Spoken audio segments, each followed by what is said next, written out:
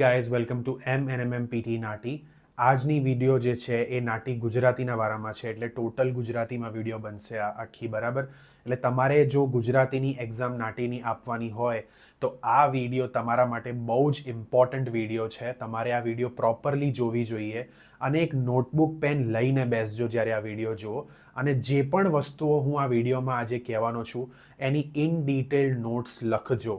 એવું નહીં કે આપણે ડ્રાઈવ કરીએ છીએ ત્યારે આ વિડીયો સાંભળી લીધી અને કે પછી ટ્રાવેલિંગ કરીએ છીએ ત્યારે સાંભળી લીધી. સાંભળવામાં તકલીફ નથી, પણ આ વિડીયોમાં બહુ બધું કોન્ટેન્ટ આવશે.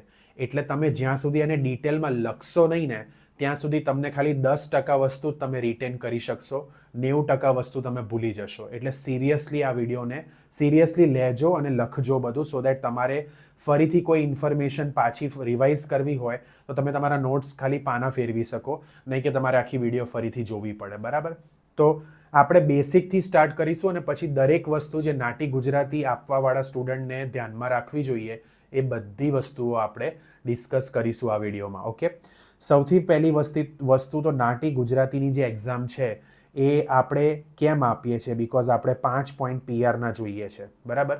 આપણે પાસ થઈએ તો આપણને 5 પોઈન્ટ મળે, જે આપણી પીઆરની ફાઇલ માટે સારું, આપણી ફાઇલને સ્ટ્રોંગ બનાવે. એટલે મારો રેકમેન્ડેશન સ્પેશિયલી આજના જમાનામાં જ્યાં કોમ્પિટિશન આટલું વધી ગયું છે, મારો રેકમેન્ડેશન રહેશે કે આ એક્ઝામ આપો, ક્લિયર કરો અને સિન્સિયરલી આપો. એક વસ્તુ યાદ રાખજો કે ઓસ્ટ્રેલિયન ડોલર્સની વાત કરું તો 815 આસપાસ આ એક્ઝામ પડે છે, બરાબર. લગભગ $815 જેવું તમે ટચ થઈ જાઓ છો. અને ઇન્ડિયામાં લગભગ 50,000 રૂપિયાની આ એક્ઝામ છે. એટલે જરાક આ એક્ઝામના પ્રાઇસને જોઈને ડિસિઝન લો ને તો 10 વખત વિચારીને ડિસિઝન લેજો કે એક એક્ઝામ આટલી એક્સપેન્સિવ છે તો કંઈક તો હશે ને અંદર. એટલે ગુજરાતીની એક્ઝામ એટલે પહેલી વસ્તુ મગજમાં આવે ગુજરાતી જ છે ને ક્લિયર કરી લઈશું. હું તો 35 વર્ષથી ગુજરાતી બોલું છું, 30 વર્ષથી ગુજરાતી બોલું છું, ઘરે ગુજરાતી જ બોલીએ છીએ ને હવે એના બી ક્લાસ લેવાના. ઘરે જે ગુજરાતી બોલીએ છીએ ને અને જે નાટીમાં બોલવાની છે એ બહુ અલગ ગુજરાતી છે, બરાબર. ઘરે તમે કોઈ દિવસ એવું કહો છો કે મારે સંભાળ ચૂકવણી માટે અરજી કરવાની છે? કોઈ દિવસ આવી ગુજરાતી બોલી છે તમે ઘરે? નથી બોલી, બરાબર. એટલે અંડર એસ્ટિમેટ તો જે સ્ટુડન્ટ્સ કરે છે આ એક્ઝામને, ઓહો, મતલબ ગુજરાતી જ છે ને કરી લઈશું, કોઈ દિવસ કરતા નહીં, કોઈનું સાંભળતા નહીં. કારણ કે લોકો અસલી વાત કરશે નહીં, બધાને પીઆર જોઈએ છે. કોઈ એવું નહીં ઈચ્છા રાખે કે અમાર ભગવાન પીઆર ના આવે પણ અમાર પાડોશીને પીઆર આવી જાય તો સારું, કે ભગવાન અમાર પીઆર ના આવે પણ મારી બહેનપણીને પીઆર આવે ને તો સારું. એવું કોઈ ના કરે. એટલે મગજ થોડું વાપરો કે ભાઈ બીમાર પડે ને માણસ તો ડૉક્ટર પાસે જવાનું હોય, બીમાર પડે એટલે પાડોશી પાસે કે પછી આપણા ભાઈબંધ ને બહેનપણી પાસે ના જાય માણસ. એવી જ રીતે 50,000 રૂપિયાની $800ની એક્ઝામ ક્લિયર કરવી હોય ને તો એક પ્રોફેશનલ માણસની હેલ્પ લો, જે આ વસ્તુ 24 કલાક આ જ કરે છે, એની હેલ્પ લો. નહીં કે તમારા બહેનપણીને અને ભાઈબંધને પૂછો કે ભાઈ શું કરીએ, ખબર પડી? એટલે આ બેઝિક વસ્તુઓ જરાક વિચારો કે હું શું કહેવાનો પ્રયત્ન કરી રહ્યો છું આ વિડીયોના થ્રુ તમારા પાસે. હવે તમને ખબર પડી ગઈ કે ભાઈ આ એક્ઝામના પોઈન્ટ્સ કેટલા છે, લગભગ આની કિંમત કેટલી છે. કિંમત વધતી જ હોય ધીરે ધીરે, એટલે હવે ડિપેન્ડ કરે, તમે આ વિડીયો જો ત્યારે કદાચ $2-5 કિંમત વધી બી જાય, બરાબર. તો હવે એ રીતે થશે. હવે આગળ બીજી વસ્તુ એ છે કે આ એક્ઝામ જે તમે આપશો ને તો આની વેલિડિટી જે એક્સપાયરી છે 5 વર્ષની છે. એટલે 5 વર્ષ સુધી તમે આના પોઈન્ટનો ઉપયોગ કરી શકો છો. એટલે જરૂરી નથી કે તમારે પીઆરની ફાઇલ મૂકવી ત્યારે જ આ પરીક્ષા આપીએ. તમારે થોડું એડવાન્સમાં આપી દેવી હોય જસ્ટ સો દેટ તમે પ્રિપેર્ડ રહો તો આપી દો. કારણ કે 5 વર્ષ સુધી સ્કોર વેલિડ છે. એટલે 5 વર્ષ એક બહુ લાંબો સમય છે. એટલે જેટલું એડવાન્સમાં પતાવી શકો પતાવીને છૂટા થઈ જજો, બરાબર. બીજી વસ્તુ, હવે બહુ જ અગત્યની વસ્તુ કે ભાઈ કેટલો ટાઈમ જોઈએ પ્રિપેરેશન કરવા માટે. મારી પાસે અઢળક ઇન્ક્વાયરી રોજની આવે છે અને એમાં મોટા ભાગની ઇન્ક્વાયરી કોણ છે? જેણે એક્ઝામ આપી, નપાસ થયા અને હવે કોચિંગ લેવી છે. કારણ કે એકવાર પેપર આપીને નપાસ થઈ ગયા એટલે હવે આંખ ખુલી ગઈ કે ઓહો આ તો ફેલ થયા. ગુજરાતી કરીને એક્ઝામ આપી કે 20 મિનિટમાં તો પેપર પતી જશે, એમાં હું કોચિંગ લેવાની, પણ હવે આપણે ફેલ થયા. હવે ફેલ થયા પછી સ્ટુડન્ટને રિયલાઇઝ થઈ જાય છે કે પૈસા અને સમયનો બગાડ થઈ ગયો છે. એટલે મેક શ્યોર કરો કે પૈસા બગડે એની રાહ ના જોઈએ અને પહેલાં જ પ્રોફેશનલ હેલ્પ લઈએ. હું 4 વીકની વિગરસ પ્રિપેરેશન અને કોચિંગ રેકમેન્ડ કરું છું. 4 વીકની કોચિંગ અને 4 અઠવાડિયાની પ્રિપેરેશન જોઈશે તમને. તમે અઠવાડિયામાં પતાવજો, મારે 4 દિવસમાં પેપર છે, 10 દિવસમાં પેપર છે, આવું ના કરશો. તમારો ટાઈમ બગડશે અને તમારા પૈસા બગડશે. આજે વારે ફરતી વારે હું ટાઈમ બગડશે બોલું છું ને, એ તમને સમજાવું કઈ રીતે ટાઈમ બગડશે. બરાબર. હવે આ એક્ઝામ છે ને પીટીની જેમ ના હોય કે અઠવાડિયામાં 10 દિવસ એક્ઝામની ડેટ્સ અવેલેબલ છે, એવું ના હોય. મહિનામાં 1 કે 2 દિવસ ડેટ મળશે. અમુક વખતે તો આખા મહિનામાં કોઈ એક જ દિવસ એક્ઝામ હોય, અમુક વખતે 2 દિવસ હોય. બરાબર. નસીબ સારો હોય તો 3 પણ હોઈ શકે, પણ રેર છે. ઓકે. હવે લેટ્સ સે તમારી એક્ઝામ ફોર એક્ઝામ્પલ ફેબ્રુઆરી મહિનામાં છે. ઓકે. હવે એનું રિઝલ્ટ 4 થી 6 અઠવાડિયામાં આવશે. ઓકે. એટલે તમે ખાલી ઇમેજિન કરો કે તમે આ એક્ઝામ આપી અને તમને 100%ની ખાતરી હોય ને કે હું નપાસ જ થઈશ, તોય તમે બીજું પેપર બુક ના કરાવી શકો. તમારે 6 અઠવાડિયા પેપર નો રિઝલ્ટ આવવાની રાહ જોવી જ પડે. ઓકે. હવે તમારું રિઝલ્ટ આવ્યું માર્ચ એન્ડમાં. ઓકે. કદાચ એપ્રિલ બી વાત જતી રહે, એપ્રિલ 1st 2nd વીક વાત જતી રહે. ઓકે. ડિપેન્ડિંગ તમે ફેબ્રુઆરીમાં ક્યારે પેપર આપ્યું. લેટ્સ સે તમે એપ્રિલમાં તમને ખબર પડી કે તમે નપાસ થયા. હવે તમને એપ્રિલની ડેટ નહીં મળે, તમને મેની ડેટ મળશે. મેનું રિઝલ્ટ આવશે જૂનમાં. બરાબર. આ ટાઈમ જરાક લખજો કે ફેબ્રુઆરીથી જૂન સુધી વાત ગઈ, કેટલા મહિના બગડ્યા. તો એક નાના ડિસિઝનની જે મેં ભૂલ લીધી હોય એ મને કેટલા મહિનાનો મતલબ મારે છે ને વેઇટ કરવો પડશે. 5-5, 6-6 મહિના બગડે છે, પૈસા તો બગડ્યા એ અલગ. એટલે આ બધી વસ્તુઓ ધ્યાનમાં લઈને આ એક્ઝામને સિરિયસલી લેવી બહુ જરૂરી છે. ડે 1થી સિરિયસ. અમુક વખતે હું સ્ટુડન્ટને કામ આપું છું, 2 ટાઈપના સ્ટુડન્ટ હોય. એક જે એમના માટે ભણતા હોય, એક જે મારા માટે ભણતા હોય. બરાબર.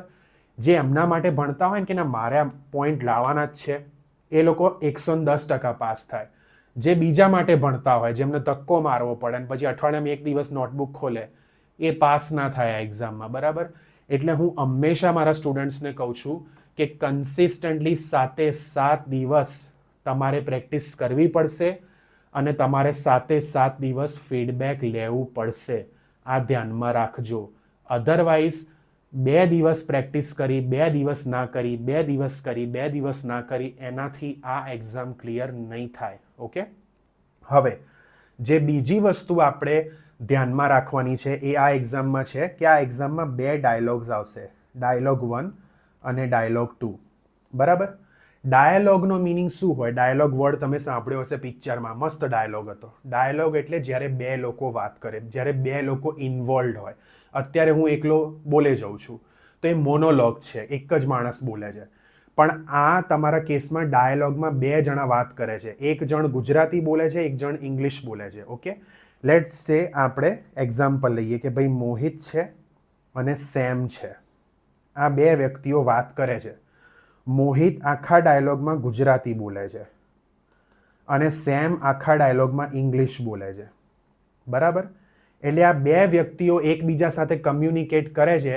એમની એક ફિક્સ્ડ લેંગ્વેજ છે. મોહિત ગુજરાતી બોલે છે તો થ્રુઆઉટ ધ ડાયલોગ એ ગુજરાતી જ બોલશે. સેમ ઇંગ્લિશ બોલે છે તો same throughout the dialogue English જ બોલશે. એ ચેન્જ ના થાય. તમે ફોર એક્ઝામ્પલ લેટ્સ સે તમારું નામ છે કિંજલ. કિંજલ સ્ટુડન્ટ છે. ઓકે. તો કિંજલ મોહિતને પણ સાંભળે છે અને સેમને પણ સાંભળે છે. કિંજલ જ્યારે મોહિતને સાંભળે છે, ગુજરાતી સાંભળે છે, તો કિંજલનું કામ છે ગુજરાતી સાંભળતી વખતે એની નોટ ટેકિંગ કરવાની અને એનું ઇંગ્લિશ બોલવાનું, ઓપોઝિટ લેંગ્વેજમાં સેમ ઇન્ફોર્મેશન ડિલિવર કરવાની. સિમિલરલી જ્યારે કિંજલ સેમને સાંભળે છે, સેમ ઇંગ્લિશ બોલે છે, કિંજલ એની નોટ ટેકિંગ કરશે અને સેમ ઇન્ફોર્મેશનને ઓપોઝિટ લેંગ્વેજ એટલે ગુજરાતીમાં ડિલિવર કરશે. તો બેઝિકલી તમારું કામ એઝ અ સ્ટુડન્ટ એ છે કે તમે જે ભાષા સાંભળો છો એ ભાષામાં તમે ઇન્ફોર્મેશન એક્સેપ્ટ કરી લીધી.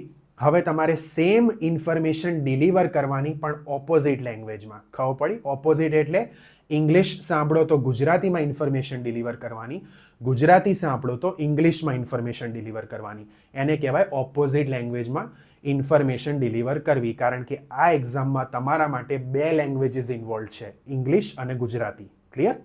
હવે બંને ડાયલોગ 45 માર્ક્સના ઈચ, એટલે પહેલો બી 45 માર્કનો, બીજો બી 45 માર્કનો, એટલે ટોટલ એક્ઝામ 90 માર્કની છે. ઓકે. હવે મિનિમમ તમારે બંનેમાં 29 તો લાવવા જ પડે. That is bare minimum expectation. પણ તમે બંનેમાં 29 મિનિમમ લાવો ને તો બી તમે ફેલ થાઓ, કારણ કે ઓવરઓલ તમારો મિનિમમ સ્કોર 63નો હોવો જ જોઈએ, બરાબર. અને એટલે જ નાટીની એક્ઝામ ડિફિકલ્ટ છે, because they want you to pass in both the dialogues.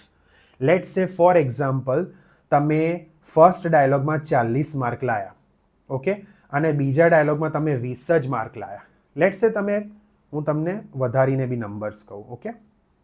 Let's સે ફોર એક્ઝામ્પલ તમે પહેલા ડાયલોગમાં 40 માર્ક લાયા, ઓકે, અને બીજા ડાયલોગમાં તમે લાયા 23. હવે 40 + 23 કરો, શું થાય? 63.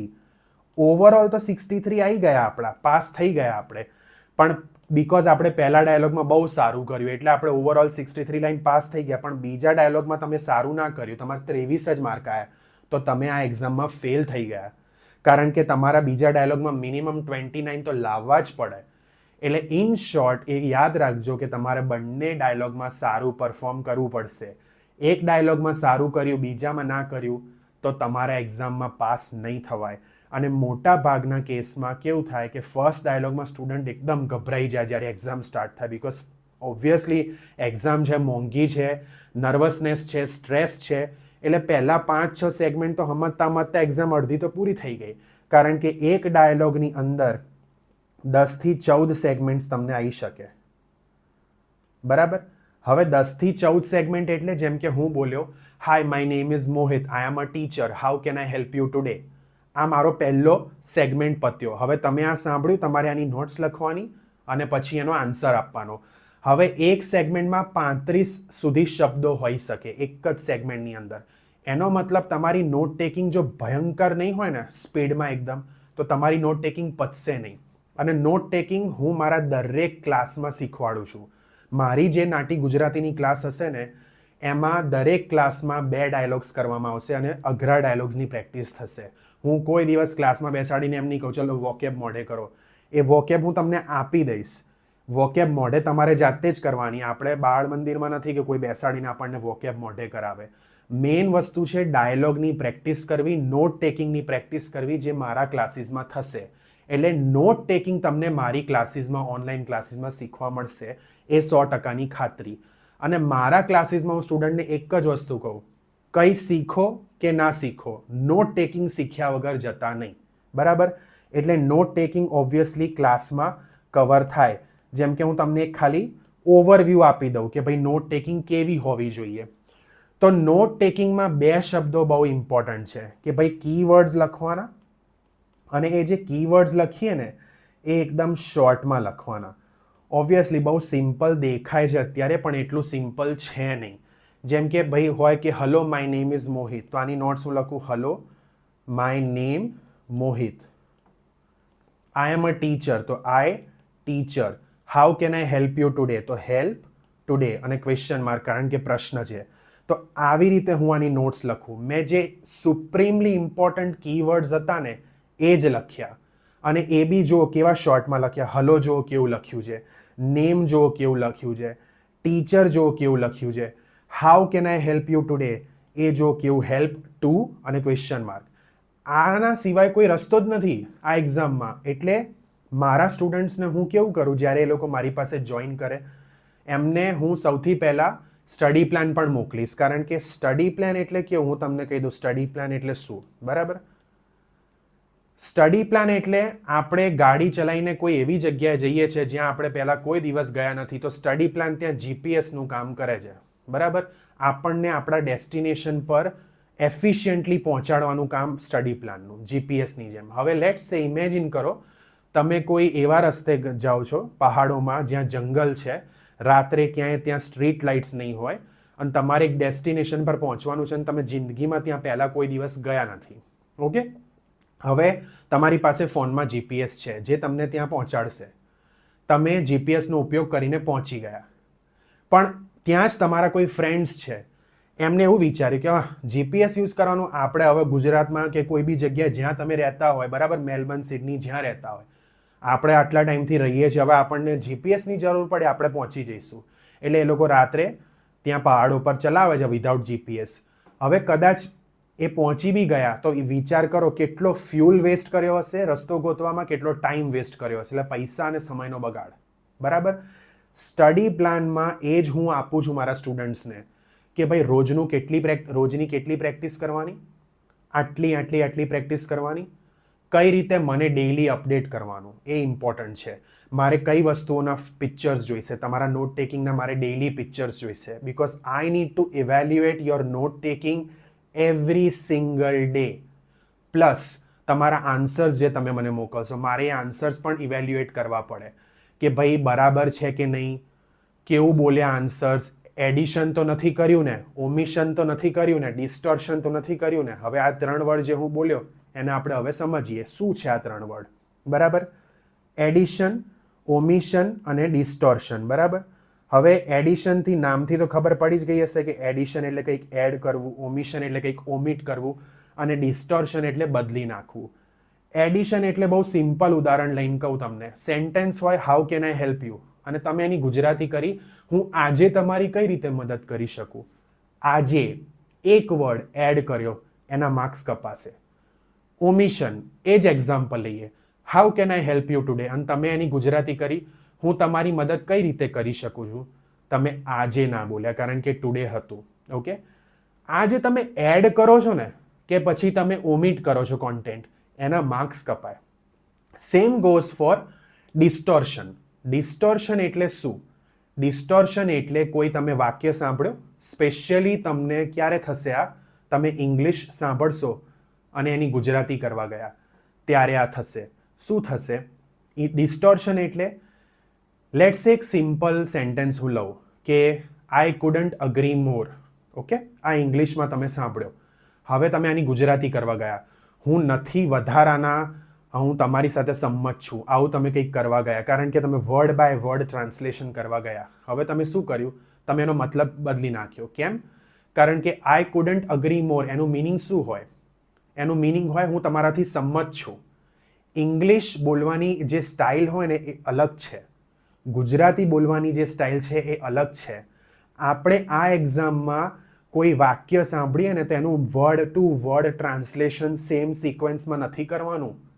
આપણે એ વાક્યનો મતલબ સમજવાનું છે અને એ જ મતલબ ડિલિવર કરવાનો ઓપોઝિટ લેંગ્વેજમાં. એ સિક્વન્સ આગળ પાછળ થાય કારણ કે દરેક લેંગ્વેજ બોલવાની રીત અલગ હોય. પણ આ જે બધી વસ્તુઓ છે એ સમજવી, સમજાવવી એમાં સમય લાગે. એટલા માટે મેં 4 અઠવાડિયાની જે તમને ટ્રેનિંગ છે, કોચિંગ છે એ રેકમેન્ડ કરી કારણ કે આ કોઈ 2 દિવસમાં શીખી જવાય એવી વસ્તુ નથી. બરાબર. એટલા માટે આ વસ્તુઓનું ધ્યાન રાખવું બહુ ઇમ્પોર્ટન્ટ છે. બીજી એક વસ્તુ જે તમારે સમજવાની છે એ છે ગ્રામર. કે ભાઈ ગ્રામરનું શું ઇમ્પોર્ટન્સ છે? બહુ જ વધારે પડતો ઇમ્પોર્ટન્સ છે. તમે જે આન્સર આપો છો ઇંગ્લિશ બી 50% આન્સર તમારે જે તમારી એક્ઝામમાં બોલશો એ અંગ્રેજી હશે, 50% ગુજરાતી હશે. જે 50% અંગ્રેજી બોલો છો ત્યાં ઇંગ્લિશનું ગ્રામર પરફેક્ટ હોવું જોઈએ અને જે 50% ગુજરાતી બોલશો તો ગુજરાતીનું બી વ્યાકરણ પરફેક્ટ હોવું જોઈએ. તમારો રિસ્પોન્સ જો ગ્રામેટિકલી રોંગ હશે તો માર્ક્સ કપાશે. બરાબર. ફ્લુએન્સી કે ભાઈ ફ્લુએન્સી કેવી હોવી જોઈએ? હવે ઘણા લોકો આન્સર બોલશે તો આવી રીતે બોલશે, આ સાંભળીને હું દિલગીર છું, મને નથી ખબર કે સંભાળ ચૂકવણી માટે હું યોગ્ય નથી, હું એવી ઈચ્છા ધરાવતો હતો. આવી રીતે આન્સર બોલશે.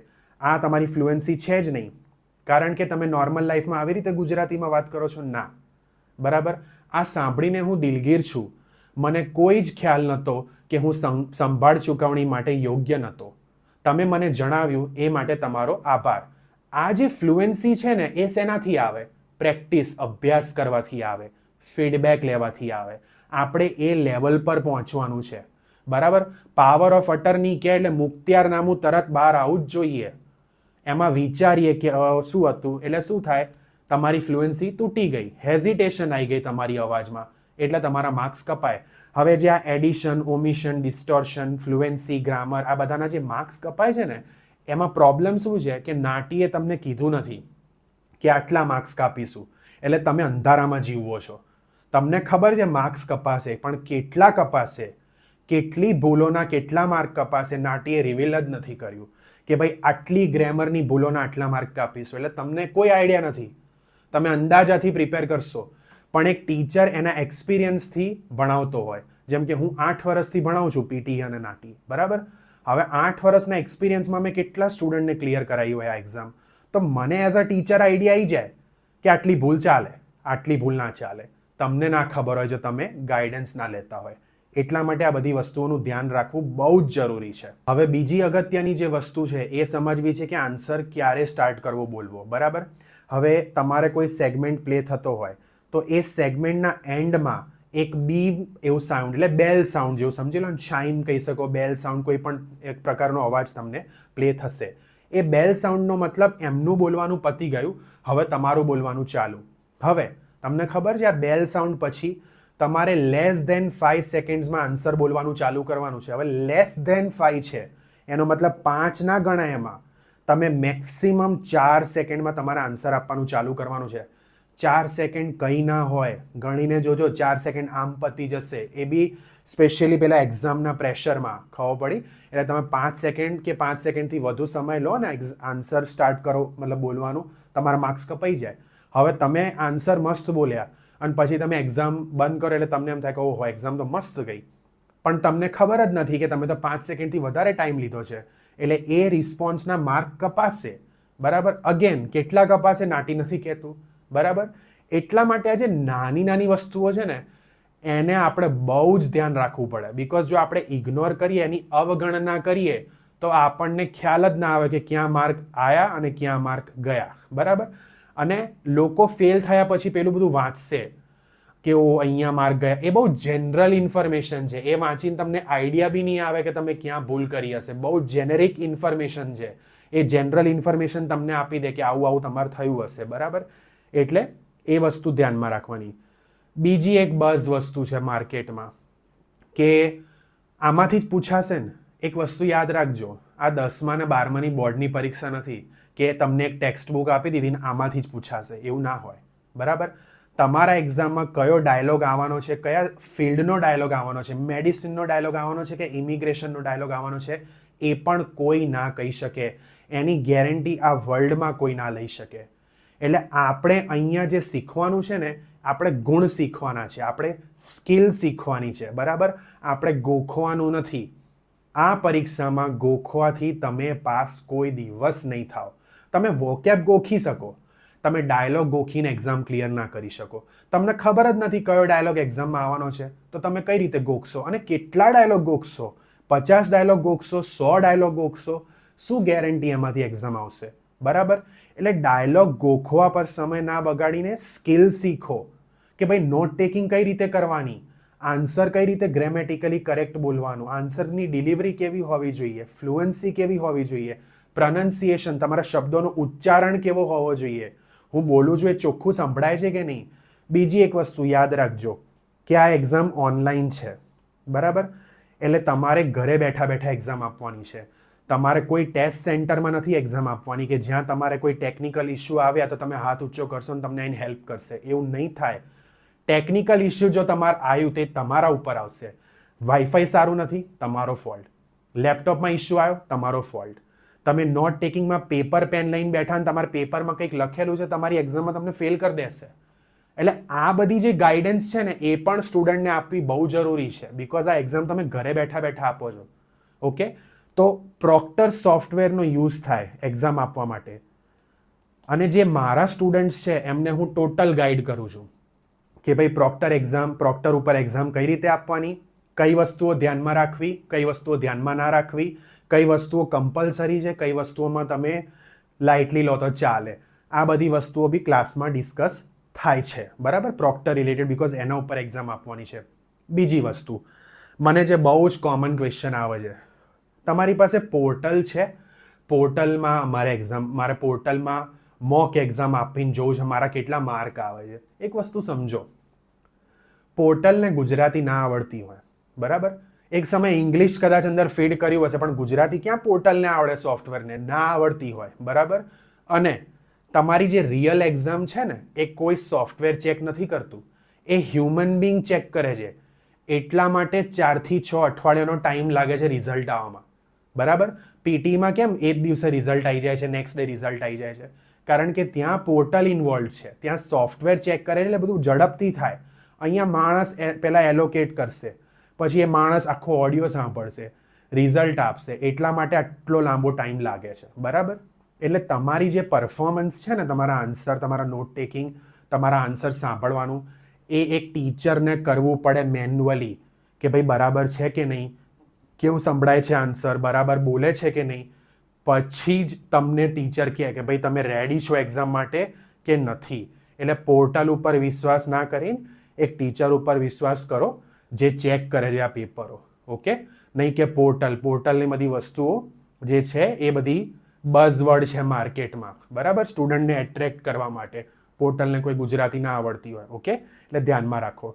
એટલે આ બધી વસ્તુઓ મારે શેર કરવી હતી આ વિડીયોમાં, સો દેટ તમને તમારી જે આ જર્ની છે ને નાટી ગુજરાતીની, એ સ્ટાર્ટ કરો ને ત્યારે આ વિડીયો જોવી જોઈએ બેઝિકલી, સો દેટ તમને ખબર રહે કે ભાઈ શું એક્સપેક્ટ કરવાનું, શું એક્સપેક્ટ નહીં કરવાનું, કેવી જર્ની છે, અઘરી છે, સહેલી છે, મારે સિરિયસ રહેવાનું કે નથી રહેવાનું. બરાબર? અને હું તમને એ જ કહીશ કે તમારે નાટી ગુજરાતી કે પછી કોઈ પણ તમારા જે ઓળખીતા હોય એમને નાટી પંજાબી કે હિન્દીની કોચિંગ લેવી હોય કે પછી પીટી એકેડેમિક, પીટી કોરની કોચિંગ લેવી હોય તો તમે ઇન્સ્ટાગ્રામ પર જઈ શકો, તમે ફેસબુક પર જઈ શકો, સિમ્પલી MNMMPT નાટી સર્ચ કરો, કાં તો નીચે ડિસ્ક્રિપ્શનમાં લિંક્સ આપી છે એનો યુઝ કરો અને અમને કોન્ટેક્ટ કરો. અમને કહો તમે એક્ઝામ બુક કરાવી છે, નથી કરાવી, તમારે ક્યારે એક્ઝામ આપવી છે, પીટી છે તો તમારો ડિઝાયર્ડ સ્કોર શું છે, નાટી છે તો તમારે ક્યારે એક્ઝામ આપવી છે, જરાક તમારા વિશે થોડું જણાવો, અમારી જોડે વાત કરો, સો ધેટ આ પીટી નાટી જેવી એક્ઝામ અમે તમને ફર્સ્ટ અટેમ્પ્ટમાં ક્લિયર કરાવડાવીએ. બરાબર? અને જે વ્યક્તિને ખબર હોય ને શું કરે છે એની વાત સાંભળો, એની વાત માનો, 12 લોકોની વાતમાં પડતા નહીં, અધરવાઇઝ તમારો નુકસાન થશે. With that, God bless all my viewers. I'll take your leave today. And કોઈ પણ તમને હેલ્પ જોઈએ તો અમારો કોન્ટેક્ટ કરો. Bye for now.